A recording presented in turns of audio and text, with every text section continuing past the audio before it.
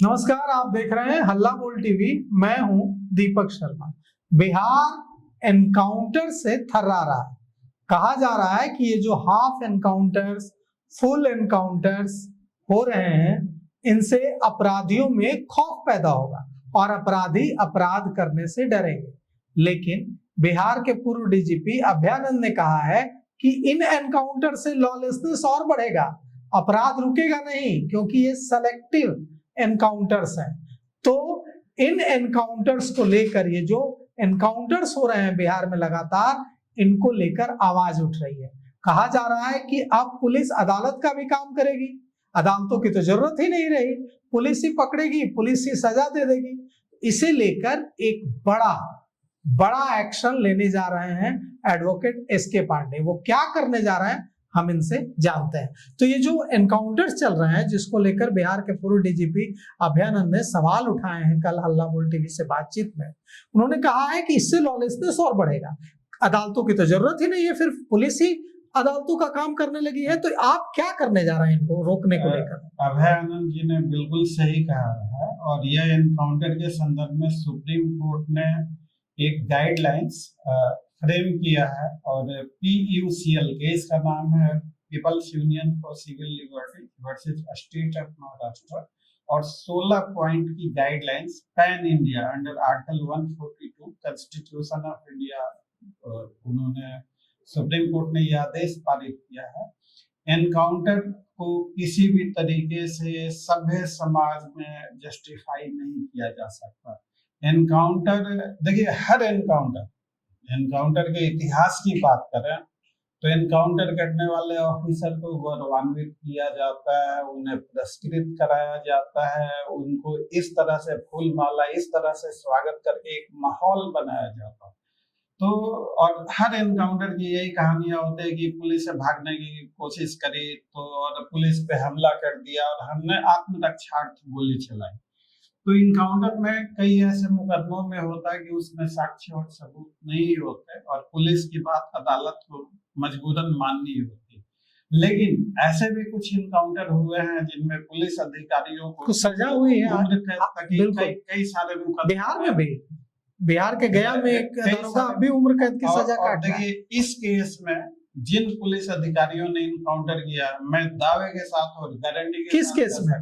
किसी ये रामधनी यादव का जो इनकाउंटर हुआ है, इस केस में जिन पुलिस पदाधिकारियों ने यह इनकाउंटर को अंजाम दिया है वो सब के सब, क्योंकि मैं उनके घर वालों का मीडिया का बयान देख रहा था और अगर उनके बयानों की बात करें, अगर वो सच बोल रहे हैं और उनके बयानों में अगर दम है, तो वो जो घर वाले रामधनी यादव जब उनके परिवार को उठा के लेके गया तो रामधनी यादव खुद ही आ गया कि हमारी बहू को क्यों ले गया है, हमने किया है जुर्म, हम पे आरोप है, हम हाजिर हैं। तो घर वालों के ही सामने ऐसा बताया जा रहा है कि उन्हें ले जाके थाने में वहीं ले जाके ठोक दिया गया। तो देखिए, रही बात एनकाउंटर पूरी तरह से गैर कानूनी है, एनकाउंटर की इजाजत हमारा कानून और हमारा संविधान नहीं देता। यह एक अपराध है, यह हत्या है, और हत्या सिर्फ हत्या ही नहीं, सोची समझी cold blooded planned brutal murder है। तो इसे आप क्या करने जा रहे हैं इसको लेकर? अब देखिए, अब केस करेंगे, अदालत का दरवाजा खटखटाएंगे? पीड़ित पक्ष अगर हमें अप्रोच करता है, हमारे पास आता है, तो फिर हम विचार करेंगे कि इसमें क्या कार्रवाई की जाए। हालांकि जो अगर वो करना चाहें तो किया जा सकता है। अदालत का दरवाजा खटखटाएंगे, केस करेंगे? बिल्कुल। कहाँ केस करेंगे, हाई कोर्ट में कि स्थानीय अदालत में? देखिए, यह चीजें पहले उनके परिवार वालों से मिलने के बाद और सारी चीजें पढ़ने, पहले से कोई रेडीमेड फॉर्मूला नहीं होता कि अचानक से बताते हैं कि हम तो यहाँ करेंगे, हम तो वहाँ करेंगे। जो केस की पहले जरूरत हो, पहले जैसे रिक्वायरमेंट हो, पहले केस के हालात को, जो भी युवा साथी वकालत कर रहे हैं, जो पेशे में नए या जो अनुभवी लोग हैं, तो वकील तभी फैसला करता जब वो पूरे फाइल, सारे जो दस्तावेज, जो भी जानकारियां उन्हें भली भांति अच्छी तरह से सिर्फ पढ़ ही ना ले, उनको समझ भी ले और कानूनी प्रावधानों पे विचार ही कर, तभी एक बढ़िया फैसला आ पाता। और तभी इंसाफ की लड़ाई मुकम्मल हो पाती है। अगर ऐसे जज्बातों में आ गए कि हम तो यहाँ करेंगे, हम तो ऐसे, तो ये हवाबाजी जिसे कहते हैं, इसमें कोई दम नहीं आता। जो और मैं एक चीज और तो आप इसकी कानूनी लड़ाई लड़ने जा रहे हैं? अगर उनके घर वाले अगर अप्रोच करेंगे तो जरूर लड़ेंगे। वकील, मैं एक चीज और बता दूं, इसमें एनकाउंटर गैर कानूनी है। अगर मान लीजिए कि अगर एक माहौल है, एनकाउंटर का माहौल ऐसे बना के, तो अगर एनकाउंटर ही करना है तो जो नेता जो राजनीति में है, जिन पे दर्जनों मुकदमे चल रहा है, अगर एनकाउंटर होना चाहिए तो पहला एनकाउंटर उनका कर दीजिए, आप कानून बनाइए। दूसरा एनकाउंटर अगर आपको करना है तो सीबीआई के, इनकम टैक्स के, ईडी के रेड हो रहे हैं बड़े बड़े पदाधिकारियों नेताओं के पास, और उनके पास बेशुमार दौलत मिल रही है, जो कि उन्होंने कैसे, इन्होंने, इन पदाधिकारियों ने नजायज करते हुए ऐसे अपराधियों को संरक्षण देते हुए ऐसा बेशुमार पैसा कमाया है। तो इनका एनकाउंटर होना चाहिए। तो इनका, ऐसे अधिकारियों का एनकाउंटर होना चाहिए। अगर आप में दम है, अगर आप में ताकत है, आप में हौसला है, तो आप एनकाउंटर का कानून सदन से पारित कराइए, और पहला एनकाउंटर उन अधिकारियों का कीजिए कि जिन्होंने इस तरह से बेशुमार दौलत बनाई है। दूसरा एनकाउंटर उन नेताओं का कीजिए जिनके ऊपर आपराधिक मुकदमे चल रहे हैं।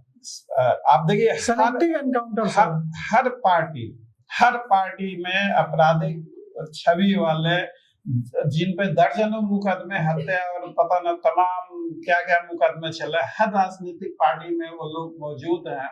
आप उन्हें मंत्री, विधायक, सांसद तक बनाते, उन्हें गौरवान्वित करते। तो जब सरकार में ऐसे लोग जाएंगे तो सरकार को उनका वोट चाहिए। राजनीतिक पार्टियां उन्हें अपने फायदों के लिए इस्तेमाल करती है। तो जब ऐसे अपराधी तत्वों के लोग अगर सरकार में जाएंगे तो फिर और सरकार को ऐसे लोगों का वोट चाहिए, तो फिर एनकाउंटर, आपने ये एनकाउंटर लगातार चलते आ रहा, करीब 90% एनकाउंटर में कोई साक्ष्य सबूत नहीं होता, किसी ने देखा नहीं होता। लेकिन ये एनकाउंटर, रामधनी जाधव का एनकाउंटर, इस एनकाउंटर में आई विटनेस है, उसके घर वाले हैं, लास्ट सीन एविडेंस है। अगर इसमें कार्रवाई की जाए तो 1001% इसमें जिन लोगों ने एनकाउंटर किया है उन्हें उम्र कैद तक की सजा हो सकती है, एक वकील के हैसियत से, और जो हमारी जानकारी और जो हमारा अनुभव करता है। तो एनकाउंटर को किसी, आप देखिए, हम लोग लॉलेसनेस की तरफ, अराजकता की तरफ हम लोग बढ़ रहे हैं। कैसे बढ़ रहे हैं? Bulldozer justice. अभी 2024 में सुप्रीम कोर्ट ने गाइडलाइंस दिया है कि आप इस तरह से किसी अपराधी का घर नहीं गिरा सकते। अपराधी के खिलाफ क्या एक्शन लेना वो कानूनी प्रक्रिया के तहत हो सकती है। लेकिन आप देखिए, बुलडोजर जस्टिस को गौरवान्वित किया जा रहा है। नीट छात्रा, एक बच्ची पढ़ने के लिए आती है, उसके पूरे बदन को नोच डाला गया, दौड़ डाला गया, दुष्कर्मी है। ऐसे अधिकारियों का आप इनकाउंटर करके दिखाइए, अगर आप में ताकत है, अगर आप में दम है, तो ऐसे दोषी अधिकारियों का इनकाउंटर कीजिए जो जांच में लिपापोती कर रहे हैं। जो दुष्कर्मी है नीट छात्रा का, उसका इनकाउंटर करके दिखाइए, तो हम भी आपकी जय जयकार करेंगे। आप दिखाने के लिए सेलेक्टिव इनकाउंटर, 2-4 को छांट के उसका इनकाउंटर कर देते हैं और वाहवाही बजवाते हैं। तो ये माहौल बनवाना और इस तरीके से और ऐसे लोगों को गौरवान्वित करना, तो मैं यह समझता हूँ कि यह कानूनी प्रक्रिया के बिल्कुल विपरीत है। यह अपने आप में एक तो अपराधी दोषी है, वो अपराध करता है, और उससे भी ज्यादा बड़ा अपराध आप करते हैं ऐसे इस तरह के फर्जी एनकाउंटर करके। तो देखिए, अब इस मामले में देखना यह है कि अदालत में जब ये मामला जाता है तो अदालत क्या रुख अख्तियार करती है, क्योंकि वकील साहब अपने अनुभव के आधार पर यह कह रहे हैं कि यह जो रामधनी यादव एनकाउंटर है, इसमें आई विटनेस है।